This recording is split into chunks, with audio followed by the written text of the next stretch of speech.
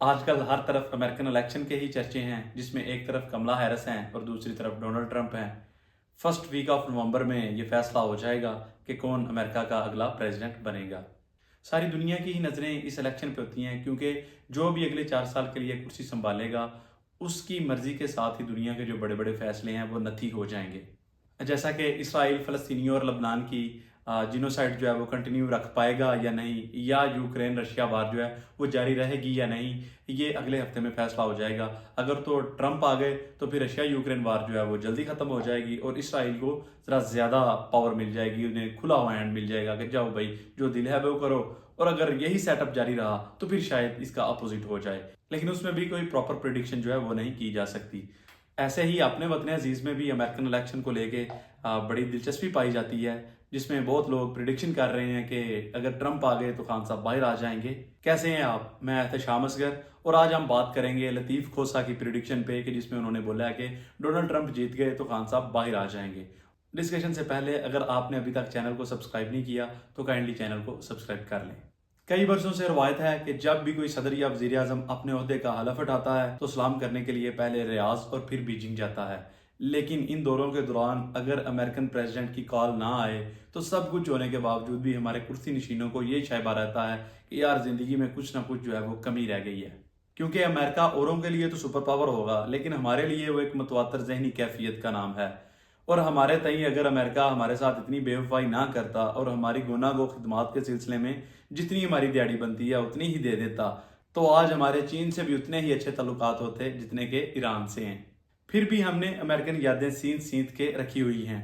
मसलन आजकल के अमेरिकन लोंडोल पाड़ों को क्या पता कि लंदन बी जॉनसन कौन था, लेकिन हमने बशीर सारबन और लंदन बी जॉनसन की दोस्ती की मिसालें जो है वो नस्ल दर नस्ल मुंतकल की हुई हैं। और फिर उसके बाद सदर अयूब का जॉन एफ कैनेडी की दावत पर 10 रोज़ा सरकारी दौरा और उनकी बेगम के साथ घुड़सवारी की तस्वीरें, फिर जनरल ज़ियाउल हक का व्हाइट हाउस के ऐलान में सदर रेगन के साथ टहलते हुए बसरी लम्हा हो जाए, या फिर वज़ीर ख़ारजा हिलरी क्लिंटन के सर के साथ सर जुड़े हुए हमारे वज़ीर ख़ारजा एक्स वज़ीर ख़ारजा शाह महमूद कुरैशी हो जाएं, तो यही पिक्चर जो है वो हमारी अशराफिया के लिए एक बहुत बड़ी बात है।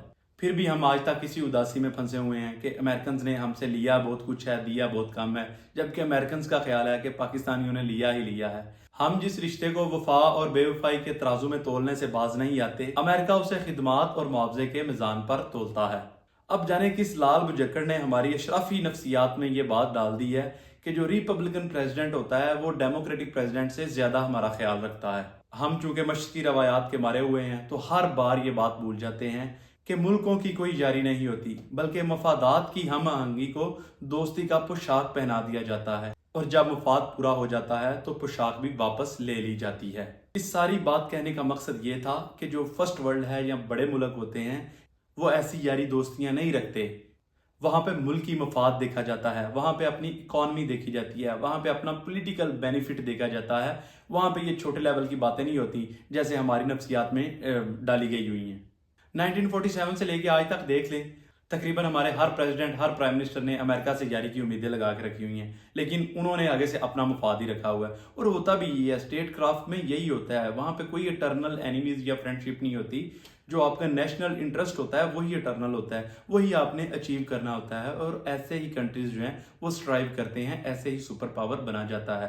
और ये बात जब तक हमारी समझ में नहीं आएगी हम ऐसे ही रुलते रहेंगे। जिस दिन हम ये समझ गए कि कौमी मफाद ही सबसे मुकद्दम है, सबसे ज़्यादा अजीज़ है, तो फिर हमें किसी भी डोनाल्ड ट्रंप, जो बाइडन, कमला हैरिस ऐसे किसी भी सारे की ज़रूरत नहीं रहेगी।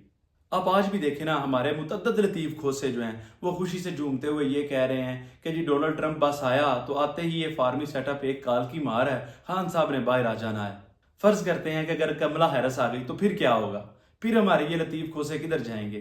फिर हमारी जो अपनी स्ट्रगल है, अपनी एक मूवमेंट है, या हमारी जो अपनी एक पॉलिटिकल प्रोग्रेस है वो किधर जाएगी? तो हमारे लतीफ़ खोसों को भी चाहिए कि वो भी ठंडे रहें और अपने मुल्क की तरफ फोकस करें। यहाँ पे करें जो कुछ भी कर रहे हैं, किसी दूसरे सारे को ढूंढने की तलाश में अपना जो है वो वक्त ज़ाया ना करें। बाकी ये 5-7 दिन में पता चल जाना है कि वर्ल्ड लेवल पे अब क्या होना है, इसराइल के साथ क्या होगा और रशिया यूक्रेन ने ये जंग जारी रहनी है या ख़त्म होनी है। आप लोग अपना ख्याल रखें। अल्लाह हाफिज़।